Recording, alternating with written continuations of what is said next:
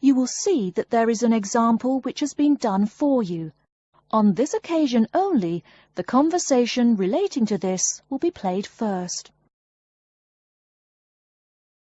Hello, how may I help you? Well, I've been seeing these yellow boxes in front of a lot of houses in my neighborhood.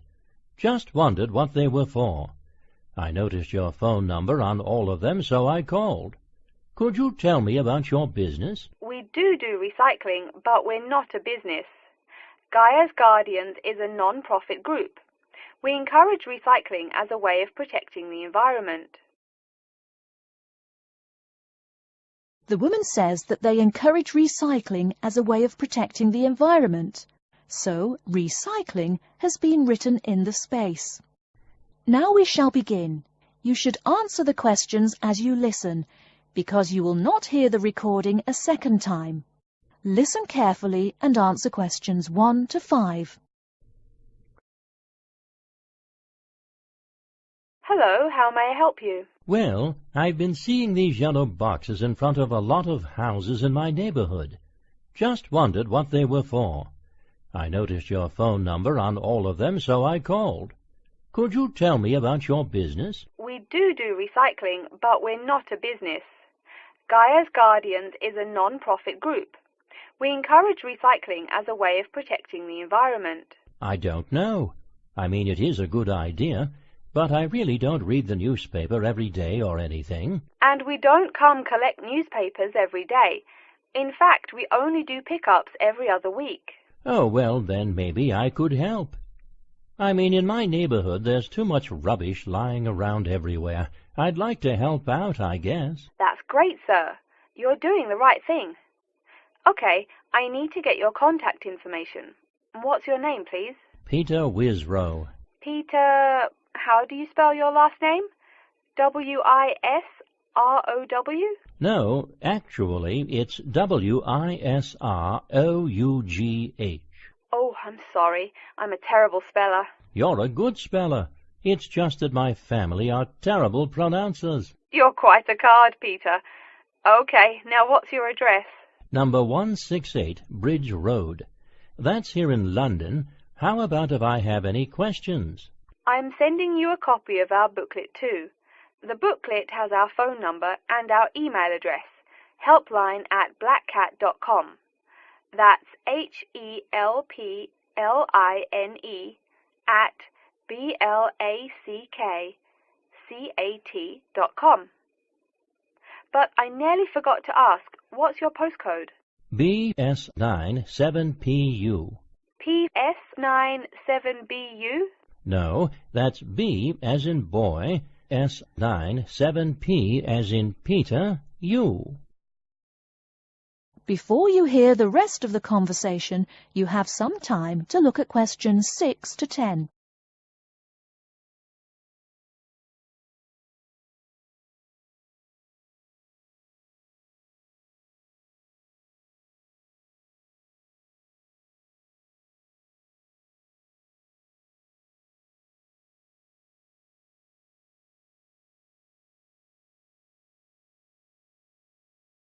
Now listen and answer questions 6 to 10. So I'm guessing those yellow boxes I saw are for recycled newspapers. Yes, that is correct, and it's free of charge. Wow, that's good news. Do you recycle anything besides newspaper? Oh yes, we recycle most everything. Glass, plastic, paper. Oh, so I can put like glass and plastic bottles in the box. Sorry again. Things like that you have to bring to our collection centre. And where is that? Our main centre isn't that far from you. It's actually right on the east side of Central Park. That new blue building? That's the one. Cool. Hey, what's with all those different colored boxes outside that place? Oh, that's for the different materials we recycle. The blue is for metal, the green is for glass and plastics, and the yellow, of course, is for paper. Okay. I'll try and manage to keep all that straight. Oh, no need. They're each labelled. Great. So which one would I put magazines in? Actually, they don't go in any of the bins. Unfortunately, magazines can't be recycled because of the material they're made of. It's such a waste. So, would you be interested in volunteering? I'll think about it. Could you send me some more info? Absolutely. Along with the newspaper box, I'll be sending you our booklet, Savvy. That is SAVVY. It tells you about what you can do to protect the environment in your daily life. Plus, it lists things you can do as a volunteer with our group. Hey, that's cool. Thanks. My pleasure. Do you have any other questions or concerns? Nope, that's it. That is the end of section 1. You now have half a minute to check your answers.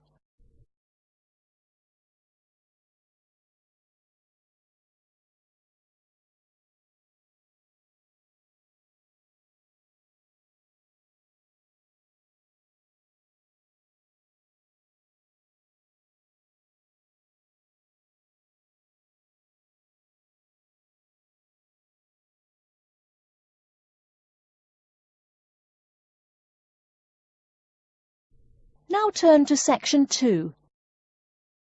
Section 2. You'll hear an introduction about how to make a resume and apply for a job.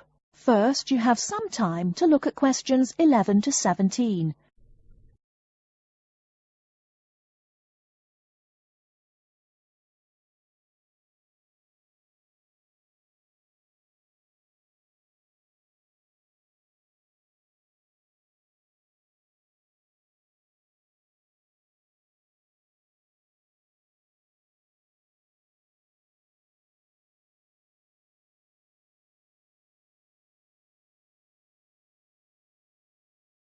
Now, listen carefully and answer questions 11 to 17.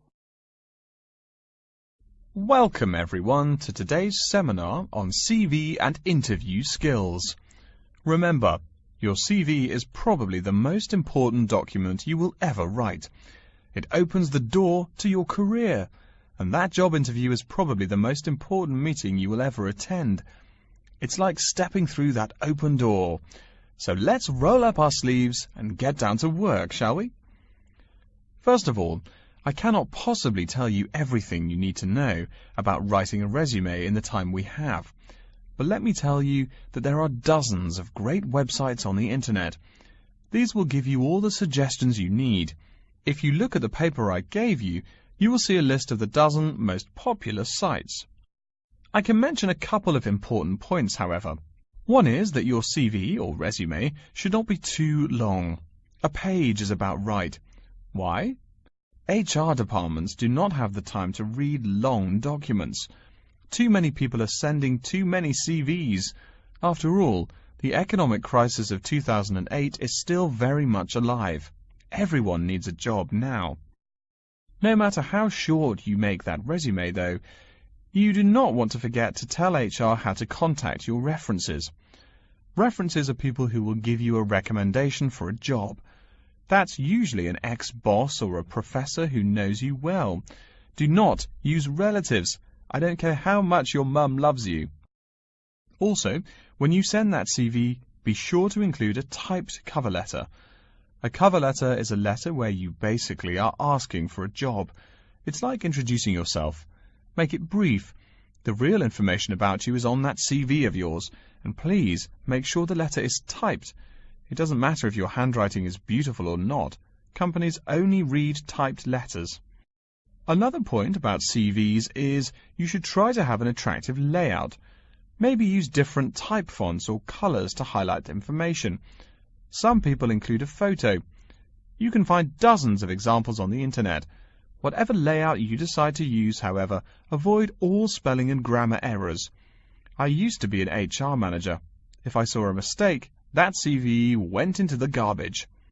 Something you write in a CV is a description of your skills and experiences in an interesting way. Mention training, too. I mean, these are what get you hired. Do not just say, I have lots of experience, or I have many skills. Tell that boss what you did, for what company, and when. Better, tell him how well you did it. Don't just say, I sold houses. Say, I sold £2 million worth of houses in my first year. That is, say something to make the person reading excited and curious. Finally, speaking of CVs, it's sad, but some people actually forget to provide a contact number. That's pretty silly. You wrote a great CV, you have HR dying to meet you, and they don't know how. You forgot your phone number.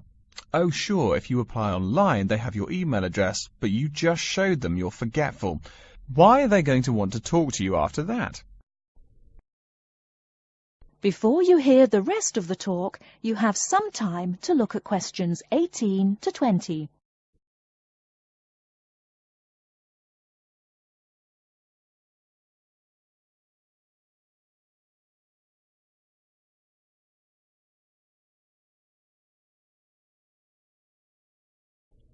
Now listen and answer questions 18 to 20. All right, moving on to the actual interview. I'll go over what you need to know by the end of it and what you can discuss and negotiate on later once it looks like you'll be offered the job. First, there's working hours. It's not that necessary to hammer out the hours off the bat, especially since it's easy to come off as lazy when the first thing you bring up is how much you're going to have to work. You can also find out more about possible promotions later on. It is important, however, to get a feel for how much you'll be paid. You should make sure the salary range is commensurate with what you're worth, and if you're not, you can move on to better opportunities. Being sure you're going to make what you want to live on is much more important than issues like your pension. You're all so young that your pension is not going to matter for quite a long time. You should find out about what skills you must know for the job and what they'll teach you. In addition, if the company will provide training, you should find out how long the training period is and whether it is paid. Beware of any jobs that want you to train for a long time without appropriate compensation. Speaking of compensation, find out about holidays as well. Do you get paid vacation time? Are you allowed to take personal days? Do you have to work on national holidays? Once you work out these main issues, you can move on later to details like the location and expected attire and whatnot. Wow, that's a lot of information. Let's take a break so you can think everything over and ask any questions you may have. Don't hesitate to come and see me if you need any clarification on all this stuff.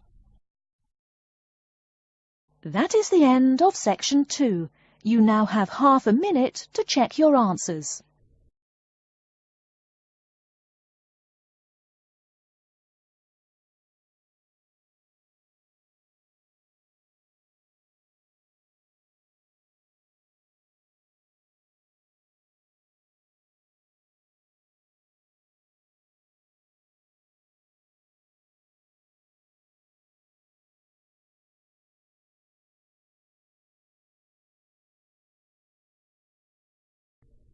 Now turn to section 3.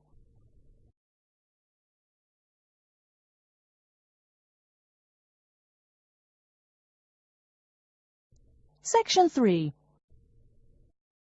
You will hear a man called Frank talking to Dr. Lindsay about what he should study if and when he returns for further classes. First, you have some time to look at questions 21 to 25.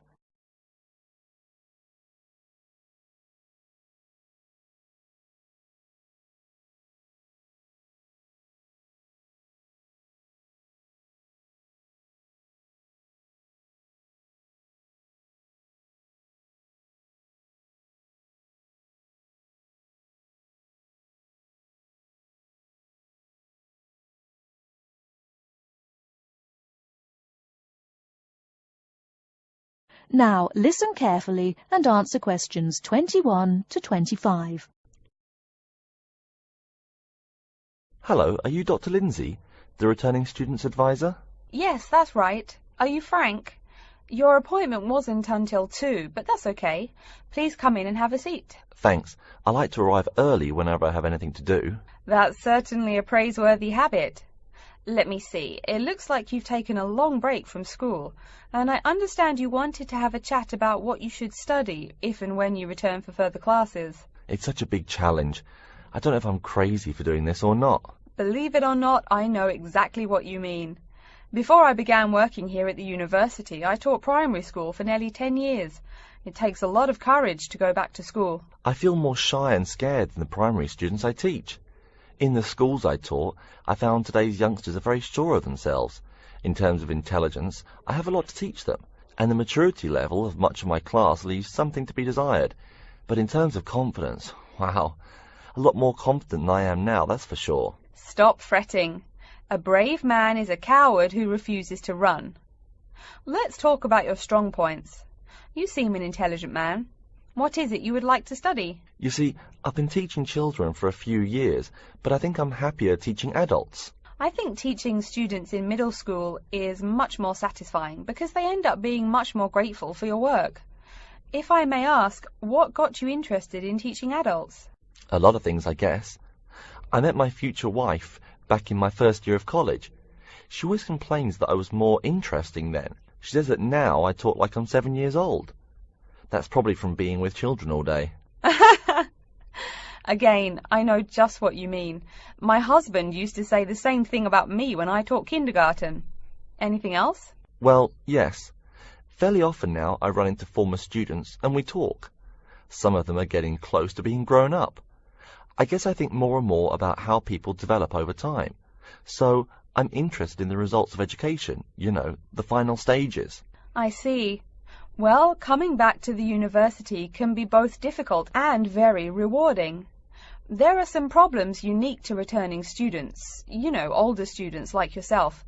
What do you think is your greatest weakness? Well, I actually think my confidence is getting better. I'm definitely overcoming my introversion and starting to be much more comfortable in front of a class. To tell you the truth, I'm afraid I'm rather behind the times about many things. It's more difficult for me to chase after the popular things youngsters are fond of, such as iPhone, Twitter, if you name it. I think I understand. Before you hear the rest of the talk, you have some time to look at questions 26 to 30.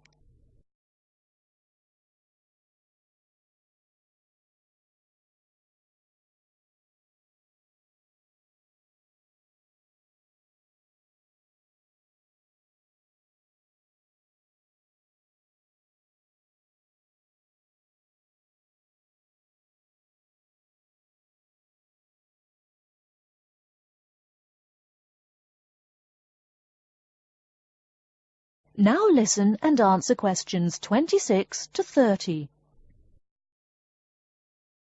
How old are you, 35? People at your age still go back to school for further education. I was a bit the same way. I mean, I didn't study at university till after I had a family, a husband and one child. My point of view was a lot different from your average 18-year-old girls, I can tell you. Gee, that sounds pretty rough. A family and college? Clearly you weren't unsuccessful, though. It was, Frank, it truly was. My first term at school was extremely stressful. But, excuse me, you're not here to listen to my life story. We're talking about your plans. Is there anything unique I should know about you or your past experience or plans? I'm afraid not. There is nothing interesting about my career or plans. It's really not too impressive. Now, I forbid you to talk like that. This is your one life, and if you're not interested, why bother living it? Don't be so humble, Frank. Okay. My wife says I'm a wimp. Let's talk about your dreams a bit. You want to teach adults, you said. What would you like to teach them? Well, when I first came to college, I really liked languages and literature. A lot of people have told me that for practical reasons, it would be more rewarding to choose business management as my major. But I made up my mind to study liberal arts once I got the idea of going back to school. I must say it's refreshing to meet someone who knows there's more to an education than computers and finance. Let's have a look at the university course catalogue. Excuse me, Dr. Lindsay, before we do that, could I maybe ask you some questions about changes in university life? I think I need to discuss that so I know what to expect. Of course, I'm here to help you. The biggest thing to get used to is the change in technology. Professors present things on huge screens, many of which are interactive computerized whiteboards. You can write on them still and use them like a touchscreen. They're really handy. No more sloppy scribbled notes on the projector. Let's see, I doubt you'll be living in student housing, so I won't go into all the improvements there. Another major change that you'll enjoy is the plethora of resources available for students. As a student, you have 24-hour access to the gym and library privileges that include the use of school computers to scan, copy and print, and of course the media library, which contains movies from all genres and most of the movies listed on AFI's top 100 movies of all time. The dining facilities are also not what they used to be. They offer choices for all diets, and you can expect a hot meal any time of day. Wow, things really have changed. I'll be sure to utilize all those great facilities in my time here. Thanks for all your help, Dr. Lindsay. I think that's all the questions I have for now. That is the end of section 3. You now have half a minute to check your answers.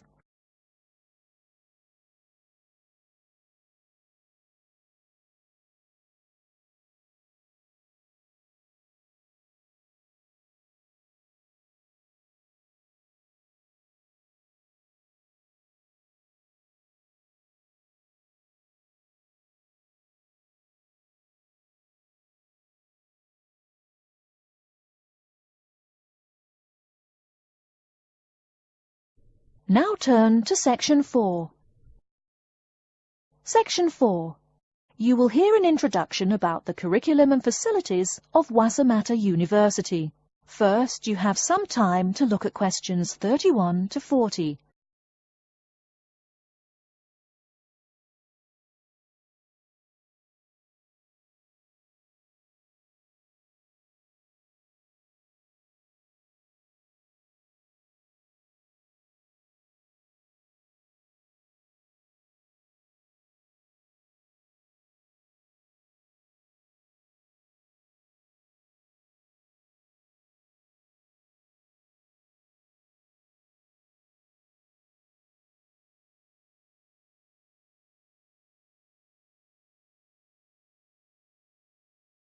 Now listen carefully and answer questions 31 to 40. Okay, and welcome back. During the short break we just took, several of you approached me with questions. So before going on with the orientation talk, I'd like to address those queries. As I found, if one person asks a question, probably a dozen others are wondering about the same thing. The first question is whether Wassamata University employs modules technology as an instruction method. The answer is yes, we do. At least that's what the university catalogue says. If some of you don't understand what modules technology is, don't worry. I googled the word but couldn't find it. Apparently, though, it's a method of broadband wireless access. At least that's what an American company's website told me. But again, don't worry. If you need to know something more, your professor can tell you. Another question someone asked me was what tomorrow's workshop on research methods and skills was about. Well, research skills include any method you can imagine for finding and presenting any information you need. That's not just schoolwork either. Writing English, the native language for most of you, and finding a job are also research skills. And yes, those will be addressed in tomorrow's workshop. As you know, Wassamata University is one of this country's premier universities for the study of the dismal science, economics. Some of you, it seems, want to get a jump on their classmates. During the break, half a dozen of you came up and asked me where to find economics tomes. I know it's odd, but this school's library holdings are divided up between two libraries. Economics books are in the old library. If you look out of the window behind me, you can see it. It's the red brick building. Oh, before I forget, you economics types also need a lot of math, am I right? Well, those math books are neither in the old library nor in the new one. They can be found in the math department building. Why am I telling you this? Doesn't the invisible hand guide economists? Maybe it's good you asked. In 2008, that hand shoved most of the world economy off a cliff, didn't it? Now, I realize that most of you couldn't bring a computer printer or a photocopier from home. So I'm sure you're already wondering where you can copy things like term papers, internet articles, and things like that. I have some good news and some bad news. The good news is that there are a number of places you can make copies. These include both libraries and the Student Union building. Now the bad news. I'm sorry to say, most classroom buildings and academic departments do not have copiers students can use. So most of the large buildings you see around campus do not have copiers for students. The copiers there are reserved for professors and office staff. Oh yes, I nearly forgot to tell you. If you need to have printing done, all the copiers available to students are laser printers. Plus, for your convenience, you can pay using prepaid cards. You can get those in the Student Union building. That just covers the questions put to me. If you have more, please see me during the next break at 2:15. Right now, though, I'd like to start to give you a rundown on the various facilities here on campus. That way you won't get lost so easily in the weeks to come. I've been told that this year's incoming class features a large number of married students and parents. So you must be wondering where to put the baby while you're in class. Okay, right now we're in the Student Union building, right?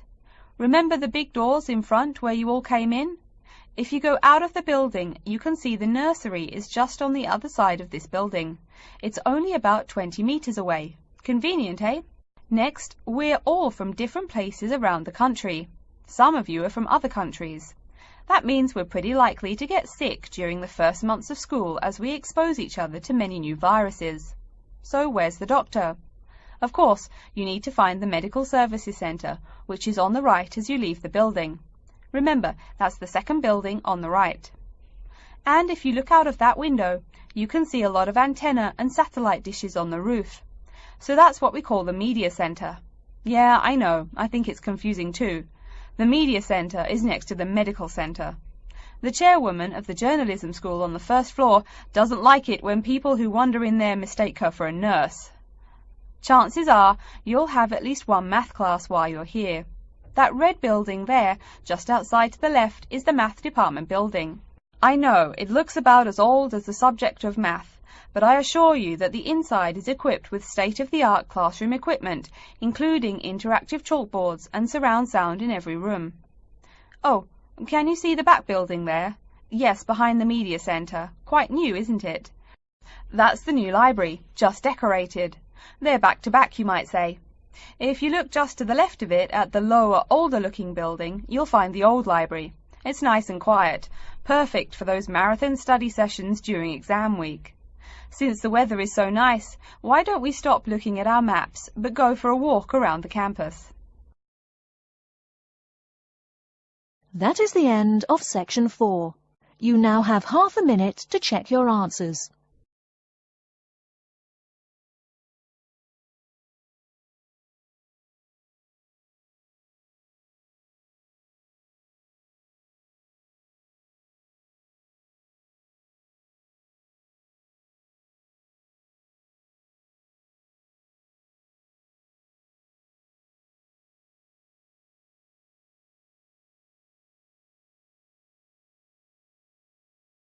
That is the end of the listening test.